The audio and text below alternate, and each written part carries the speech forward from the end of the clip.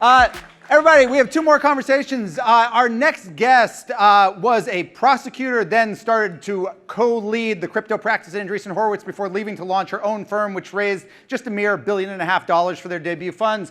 Please welcome Katie Haun.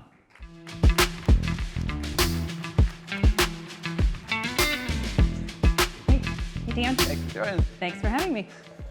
All right, Katie, so I'm gonna give you a scenario here.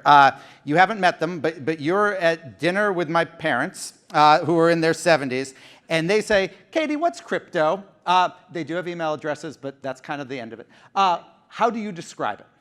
So how we describe it, first of all, we get away from the currency piece right away. We talk about crypto really is cryptography paired with economic incentives. And we talk about how, eyeballs on screens are up and to the right, and how in this new world, you would really want to own things that are actually scarce. There's obviously a reputation, a long reputation, and you were a prosecutor that prosecuted crimes that utilized crypto. For those who say crypto is best, it is the most effective tool for crooks, or that's its primary application or its best application, you say what? I say I hope crooks keep using technologies like that, because the truth is that technologies like blockchain provide audible, kind of immutable, permanent digital breadcrumbs. And so if we want to catch folks, actually, I would far prefer that they were using, I don't say this as crypto, please don't print this as a headline of I hope criminals use it. Haun, please use this for bad. So context here matters. But I would say I prosecuted some of the largest money laundering frauds in history, by the way, using fiat currency. But also some of those early cases in 2013, 2014, we never would have been able to solve but for the blockchain. Because then I ask bank CEOs all the time, how many bank subpoenas have you ever issued? Because I've issued over 1,000, and I'll tell you how many actually got back. By the time we get returns back from bank subpoenas, Dan, if you even get them back at all, it's not really a profit center for banks or financial institutions. By the time you get them back, often the money has moved several hops around the world. The Bank Secrecy Act and laws like this were passed in the 1970s, before kind of banking was truly global and digital. So what I say is traceability, immutability, permanence. So you leave government, you go into the private sector, and I think for those in the crypto industry who didn't know you yet from your time in public service, they first probably get to know you when you joined the board of Coinbase, which is about 7 years ago, just prior to joining Andreessen Horowitz. You announced last month you are planning to leave the board of Coinbase when the next elections come up. Why are you stepping down? Yeah, well, I've been on, it's true. So I had, zooming back, I was actually a murder and a gang prosecutor for most of my prosecutorial career. It was kind of late in my 12 years as a prosecutor that I got introduced to these new technologies, things like blockchain. At the time, by the way, it was only Bitcoin. Ethereum didn't even exist yet. That came on the scene in 2015. And I kind of realized pretty early on, yeah, it can be used for bad. For sure, I'll be the first to admit that. It can also be used for good, like I said, to trace. And now we have companies like Chainalysis, multi-billion-dollar businesses that have built around analytics and blockchain analytics. But getting back to Coinbase, I met Brian Armstrong. Gosh, it must have been in around 2015, I'm thinking. This is rough timing, but it was around that era. And I remember he said, well, you don't seem so horrible that you're with the government. And I said, well, you don't seem like a criminal either. What we hear about is, this is, back in those days, this criminal technology. And he said, no, I'm getting licensed in all these jurisdictions. We really want to play by the rules. And over the years, I got to know Brian. He asked me to join their board of directors, and I became their first independent director. And that was in 2017. So it's been over 7 years now, and I've seen that company through tremendous growth. I've served on 3 committees. During my time there, I've chaired some of those committees, and it's been, like I said, over 7 years. Joined the company when it was probably 150 employees. They had raised a Series B or Series C financing. They went on to raise several more rounds. They then became a public company, and I've been on 2 board terms of a publicly traded company now, and I feel like Coinbase is in a great spot right now as a business, just led by a... One thing Brian has said about you previously, or maybe even when you're leaving, he's talked about how much your legal background has helped them. They obviously continue to be in an issue, a court case with the SEC. Yeah, who isn't, by the way? Okay, I'm not. In crypto. You? Are you fair in enough. crypto? I said in crypto. I'm not. I don't think I'm in trouble with the SEC. I don't know. I haven't gotten a subpoena. No. I guess, did that give you any pause, though? Yeah. Because it's obviously a big case for them. Did that give you any pause, just timing-wise, to leave the board now? Oh, no, actually, I'll tell you, I probably would have left even earlier because it became public. It was a public company. I started my own fund. As you note, I joined the board of Coinbase before I had ever even, actually, can I tell the truth? Before I had ever even heard of Andreessen Horowitz. I'd heard of Coinbase first. And that's how I got to know Andreessen Horowitz. But it was about a year or a year and a half after I joined that board. I'm going to ask you one last quick Coinbase question. There's a perception that how its stock trades, for better or for worse, is a decent avatar for the health of the crypto industry. Is that fair? Well, look, there's no denying that if you put out, it doesn't kind of matter sometimes when you put up, I see investor calls or earnings calls and you think one thing, but the reality is we're still at this point where, for better or for worse, we are tied to the market cap of crypto. It seems like, because it's an N of 1, right? It's the only publicly traded, I believe it's still the only publicly traded. Do you expect there's going to be more soon, more publicly traded crypto companies? Define soon. I think there will be. Within the next 12 months? Not within the next 12 months. Why not? Because I think that fundamentally, we'll talk about a little bit about some of the later stage crypto companies on the scene. And I think that, first of all, it was really hard to even get a Big Four accounting firm to audit a crypto company's financials. On the one hand, the government's saying, well, you need a Big Four auditor. On the other hand, they're threatening Big Four auditors, don't be doing any business with crypto companies. So I think it was a real feat to even, and Coinbase had to go through this. They got audited financial statements. That wasn't easy. It wasn't easy to get back in those days. Even banking relationships, things we take for granted now, even in the crypto industry. Getting D&O insurance, things that you would need to have if you're going to build a board and go public and do all the things that is required for kind of public governance. So my money would probably be on not in the next 12 months. I might be wrong about that. Certainly none of our portfolio has plans to go public in the next 12 months. But we're not a hedge fund. We're a venture fund, 7 to 10 years. So I think in the next couple years, we will see other companies going. Oh, actually, not an investment of ours, but Circle has filed. That's fair. Circle has filed. So Circle might in the next 12 months. I think the reality is, though, now we have I think it's fair to say, a pretty hostile to crypto SEC. And so SEC has to go through the S1 process. They will have to allow Circle to register. And will that happen in 12 months? I think it might with Circle. You mentioned kind of later, so you talked about funds. It's been a little over 2 years since you raised $1.5 billion, $1 billion for a later stage fund, $500 million for an earlier stage fund. There was I think it was a Fortune story, maybe, my former shop, that put a story, basically said, what happened to Katie Haun or something like that? Basically with the conceit, you were investing slowly. Was that a fair criticism? I think we were not going through money without doing our due diligence. We were looking at the market. If you look at what happened in crypto, and not just in crypto. Because you raised prior to the FTX situation. We raised prior to the FTX situation, and prior to the market cap dropping kind of 40%. But by the way, it did across different sectors also. Now, having been in crypto for 10 years, I know that it's very cyclical. And so also with that backdrop, I don't think, I wouldn't call it slow. I would call it measured. Frankly, I would call it responsible. And this is what our LPs expect of us. And if people want to call that slow, then we'll see, we'll be judged by our returns. Hopefully we'll be judged by our returns in 7 to 10 years and not a year later. Where are the funds now, ballpark, in terms of amount of money, percentage of money in the ground? I don't know if we've said publicly, but since this is a great opportunity to do it, though. Well, I think, I'm like, could someone get mad at me for saying this? But I don't think so. I don't think so. You're CEO of the firm. That's right. I'll tell you, we're about halfway through deploying the early stage fund. Thank you for even recognizing that they are different funds. I think a lot of the headlines are like, oh, this huge fund. It's actually different funds with different mandates. So we have an early stage fund, $500 million, invest in seed, Series A opportunities like this. And that's about 50% deployed. I think the later stage fund, which invests in later stage companies, hopefully some, Dan, that will eventually be going public. Well, hopefully some will eventually go public too. Equity businesses, like hopefully, the next Coinbases or things like that. Well, let me ask about that. There was but that's about 60%, I think, just to answer the question. There were some reports last year that that coming out of call it the FTX winter, however you want to define that, that Haun Ventures invested in some kind of big, call them unicorn crypto companies. You mentioned Chainalysis earlier. Did you invest in it? We did. We invested in Chainalysis, though, after post-FTX. There's no denying that we have had a crypto winter, as you just called it, and I think many in the industry call it that. And during the depths of the crypto winter, we had what we call a Harpoon list. Those are businesses, because we've seen crypto cycles before. I mean, no one was really anticipating FTX, but we've seen, go back to Mt. Gox, go back to Poloniex, we've seen kind of spectacular failures. Also, at the time of FTX, we were global macro uncertainty, a lot of other factors going on. People had written off a lot of late-stage growth companies in general, and that was certainly true for crypto. We actually developed what we call a Harpoon list. Chainalysis was on it. A couple other companies were on it. Such as?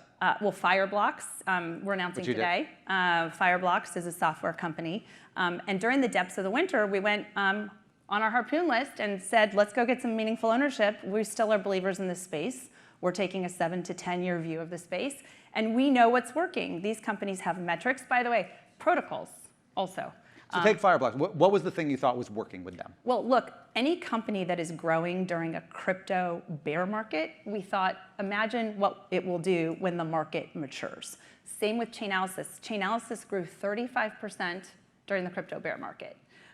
We also thought the founding teams were pretty special. If you think about Fireblocks, what does it do? For those who don't know, Fireblocks is a software, it's basically a software business. I mean, your next guest, David Sachs, would probably like this business. And so it basically allows enterprises, and its customers are enterprises. So customers like hundreds of years old bank, like BNY Mellon, to fintechs like Revolut. They need a way to securely store and manage their digital assets. And they use Fireblocks. And what do you, if you think about what you really think is really important when enterprises need to securely store and manage their crypto assets, number one thing comes to mind. Let's see if you get it. Number one thing that comes to mind is security. Thank you. Okay. Security. It's security. And so this founding team is a group of cybersecurity experts. That's their DNA. They founded a prior business involving that. And they had software that did this.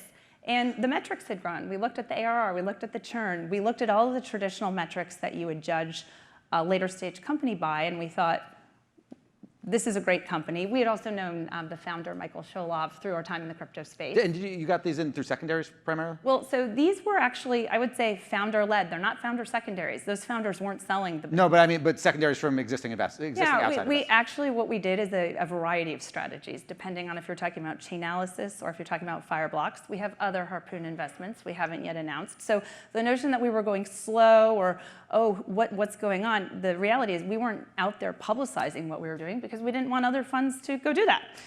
It would be more competition for these, you're calling secondaries. I would call them amalgamation of different sources. Some were through secondaries, some were through investors who got in at higher market prices. Others were, well, it was a variety of different sources. And I think the important thing is it was founder-led because the founders saw the value our team would bring to their cap table, and we saw a tremendous partner and a really growing business. So it's Chainalysis, it's Fireblocks, and maybe next time we talk, we'll have a couple others to announce. Let me talk to you a little bit about the FTX winter, and specifically FTX. Is the reason that you were at Andreessen, then you had your own shop, both of which, while FTX was still at least on the outside, a viable business. If you hadn't been affiliated with Coinbase, do you think you would have invested in it? Well, some who were, well, some have. I don't. Okay, why didn't you? There are many reasons. I mean, one was the valuation by the time we had a fund was really astronomical. And if you look at that valuation, which I think it was $32 billion, there was no board, there was no CFO, there weren't basic kind of governance. Sequoia didn't care. Look, I think that the reality is we had been in the crypto space for a long enough time. We had traditional things we looked for that any venture investor would look for. TAM, founder, market opportunity, but we also look really seriously at regulatory. I mean, as you mentioned, I'm a former federal prosecutor. We take that stuff really seriously. We take seriously, my board experience at Coinbase told me to take seriously that there's a board there. There's governance, and even, by the way, when Coinbase was a private company. So I think all of those things counsel against. I don't know if Sam Bankman-Fried would have wanted us anyway. I mean, again, like, probably as I think about it, he probably wouldn't have wanted us on the board. I would have been asking too many questions now that I think about it. And you think about Brian and the Coinbase team, they welcome those questions because they have nothing to hide. They're running a business, a really growing business and an exciting business. After Sam was convicted, you did a kind of a tweet storm of sorts, and you kind of predicted what you thought the prison sentence would be based on your prosecutorial experience, and you were pretty damn close. You got very close to what the judge actually gave him, which I guess 25 years, is that 25 years? Something like okay. 27. So you were right on the numbers. From a pure justice perspective. Yeah. Is that the right amount of time? Is that deserved? Well, look, people always ask me this when I was prosecuting other crimes, like you're advocating for this or that sentence. What I'm advocating for is the jury has made a conviction. I'm there to give the sentencing recommendation when I was in the government of how the guidelines work. And this is what I was pointing out to people who were like, Sam Bankman-Fried's never going to go to jail a day in his life after he was convicted. I said, that's just not in line with reality. We have these things called sentencing guidelines, and they work a specific way. It's actually a mathematical formula. You can go look it up online.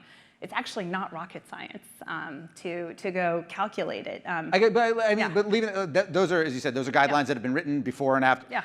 Is it just? Yeah. Leaving, if there were no guidelines and the judge had just picked a number, would you say, yeah, that's right? Look, I think it's hard to say. I will say that it was a massive fraud. It was the largest financial fraud in history. People have different views on whether victims were made whole. I don't think, I will tell you right now, there are going to be victims that are not made whole of that. And if you think about the theory of criminal prosecution, which, can we talk about crypto and not just criminal prosecution?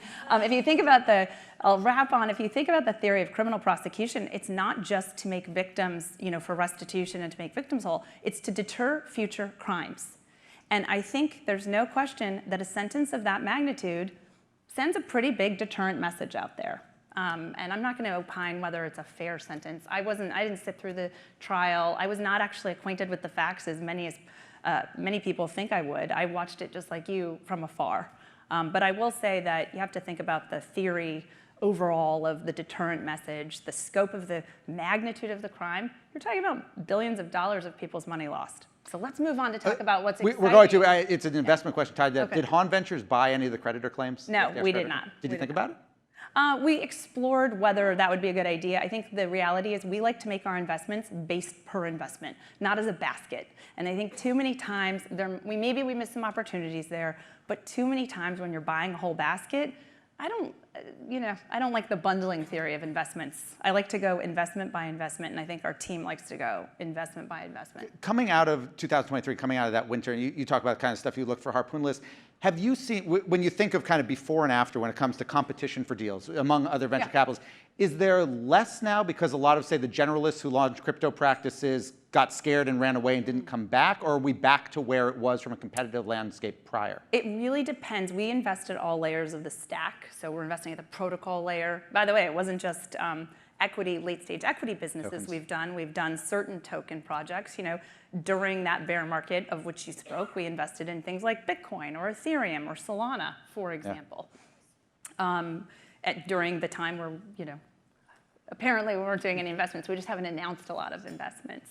And I think that for those, there wasn't really competition because, I guess you could go buy it. I could not, but go on. Oh, you could not, but another fund could. On the early stage fund that you mentioned, and that's the $500 million fund, we are seeing a lot of competition. The fact of the matter is there are a lot of... Can I ask, mostly from crypto-specific funds or from generalists? Mostly from crypto-specific funds. However, there are some generalists that are back now. There's a market story and there's an innovation story when you talk about crypto, and the two don't always go hand in hand. And so sometimes, because crypto is this technology and an innovation that has a real-time price feed attached to it, and that makes for very cyclical market stories. But the innovation story is, there's a lot going on. At the same time FTX was going on, a lot of people who weren't paying attention to the space missed the fact that Ethereum, the merge happened, the largest software upgrade ever in history, with zero downtime. That's pretty exciting. We've seen a lot of other architectural breakthroughs. People in our space talk about the rise of L2s, which is the kind of, essentially, for those who don't know what an L2 is, it's a scale, you'd ask me about your parents. It's a scaling solution. It's like, you've already lost them. Go faster. That part's good. I'm wondering, there seems to be a lot of startups that are coming out with tokens now that weren't before. Do you have any companies in your portfolio, maybe on the earlier stage side, that weren't going to, but in the last several months have said, no, we're gonna take a shot at this? We are going to launch a token, you mean? That we are going to. Oh, well, we actually have seen an interesting phenomenon in this kind of innovation cycle. where we have businesses that have ARR, they're software kind of style metrics, ARR, churn, et cetera, and they're actually also network businesses. And so this is really interesting. These companies, we think, some of these companies in this category, and we haven't announced some of those investments yet. We've done about 8 early stage investments that we haven't announced. In fact, one announcement, you can ask him about it, or don't ask him about it, he's here for something else, but we're co-leading an early stage deal with David Sachs, your next speaker. Are we able to talk more about that or no? It's just, what I can tell you is it's a narrative violation because it's an AI founder who pivoted into crypto 18 months ago. It isn't it? We have very little time left. Let me just ask quickly. There is finally maybe some comprehensive crypto regulation, which is going to get voted on by the House. It doesn't sound like the Senate has any interest in this. Yeah.